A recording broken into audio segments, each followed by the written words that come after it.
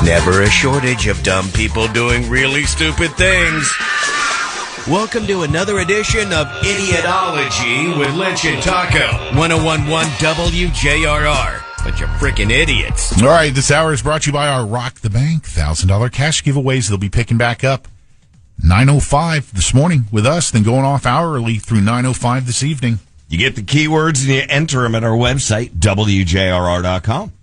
Someone's randomly picked each hour. Yeah, there's a separate prize each hour. So it's really entirely up to you how much you want to participate. You just enter it once an hour. 13 different chances. That's awesome. Let's begin in New Jersey, where recreational marijuana is legal. However, when you have such a substance legal, there's going to be folks who want to get in on the action without legitimately being licensed to do so. Mm-hmm. That would be Ben Gross of Toms River. He was arrested Friday after a 26-month investigation identified him as the owner of Barbed Wire, a vending machine company.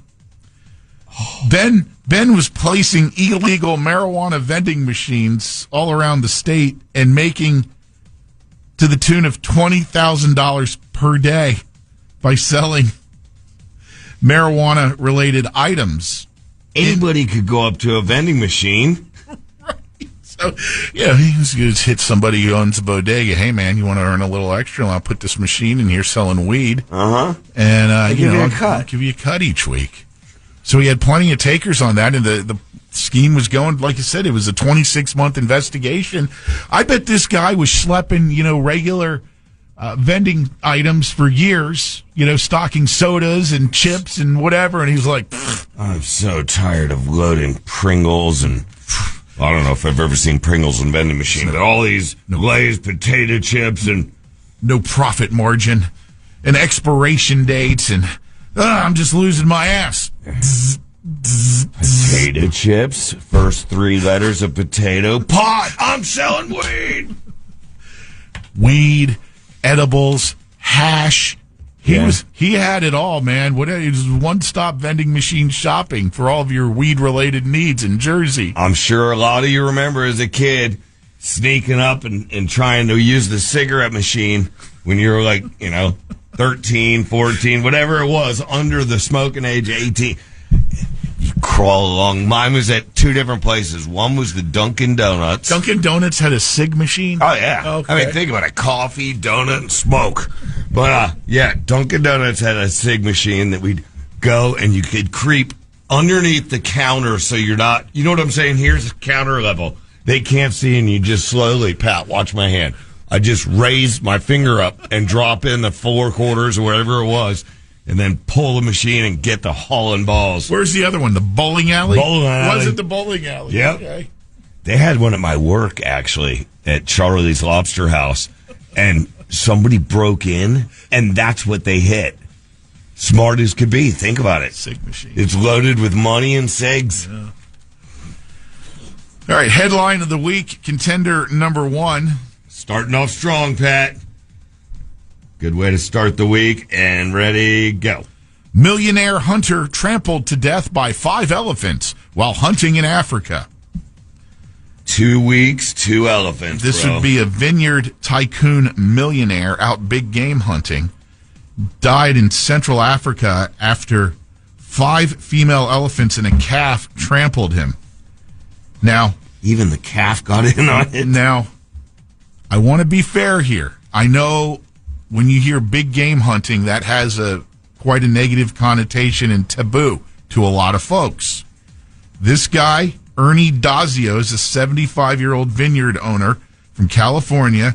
He loves to go hunting. He loves to go hunting in Africa. At the time, he was looking to bag a small forest antelope when he startled the herd of elephants. And they just headed right towards him and his guide, and, well, that was the end of him. The vineyard used to stomping grapes. Now he got his grapes stomped. So he wasn't even hunting the elephants. He was going after the antelope. Although he was hunting with a safari company called Collect Africa. Huh. What do you want to shoot this time, Mr. Millionaire? Uh-huh. Well, I need a I haven't got the small forest antelope yet. You got one of them. You got some lions and tigers and bears. Oh, my. You got one of those albino rhinoceros by chance? That's going to cost you extra. You're going to have to do that one off the books, sir. Doesn't matter. I have so much wine money. So, he's no more. By the way, the guide, that's why he's a guide, was able to escape, although he was injured by the stampeding elephants and the calf. I would have, if I was the guide, you're not getting injured. Asses and elbows? Yeah. Sorry. I mean, who's going to prove it? You think they have woods cams out there? Well, I mean, I know they do have nature cams and things, to look for Bigfoot. Do they have a Bigfoot over there in Africa? That's a good question, Taco Bob. You would think that a place with so much wildlife, you'd have Bigfoot sightings out the wazoo, but I'm hard-pressed to come up with sightings of Bigfoot. Those seem to be relegated mainly to the U.S., and then cold conditions where it's the abominable snowman. Yeah.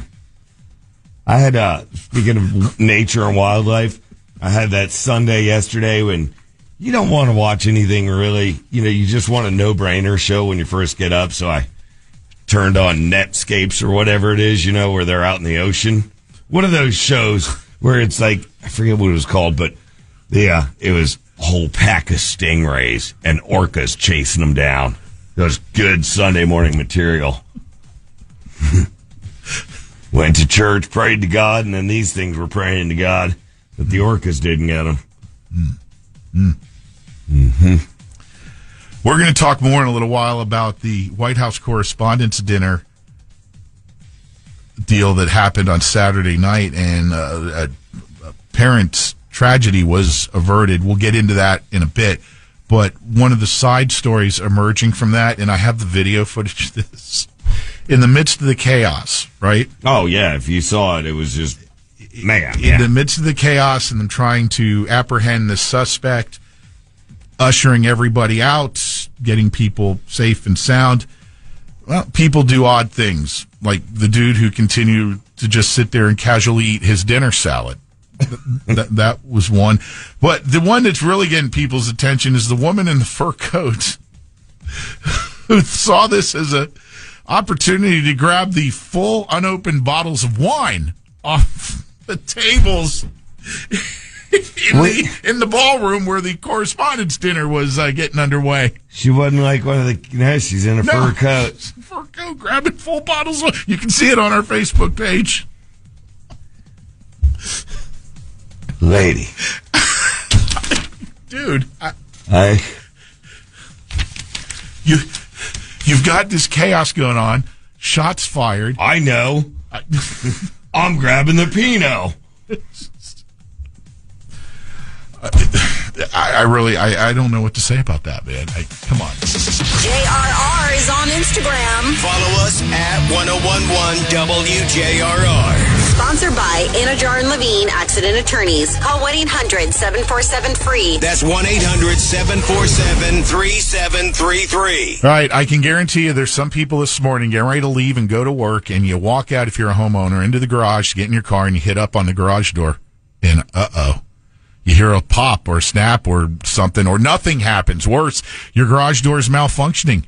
Now you go, oh, God, I got to get to work. What to do? I got to get someone to handle this and deal with it. I don't know nothing about garage doors and garage door, accessories. Who are the guys that Pat and Taco are talking about all the time? That's dynamic garage doors. Whether you have a popped spring, you just need a new wall-mounted opener, maybe an updated one, with some technology that's way better. Like, my opener now is way better than the one I used to have. Or if you want to get a whole new setup, brand new garage doors, they are awesome. They are now up to hurricane standards. Here in the state of Florida, they'll withstand hurricane force winds, and they look great as well. Dynamic garage doors, ready for all of the above. So jot that number down, that name down. You may not need them today. You may not need them next week. But if you're a homeowner with a garage and a garage door, at some point, something's going to go south. Dynamic garage doors. They're locally owned right here, Central Florida. Been in business for decades, run by Darren and Jackie. I had Nick and Troy come out last week and install a new garage door. The work was seamless. They're clean, reliable, family-owned, and they back their work. Fairly priced as well, and on-time service, all of that going on with Dynamic Garage Doors. You can learn all about them and contact them via their website. It's dynamicgarageDoorsFL.com. Again, dynamicgarageDoorsFL.com.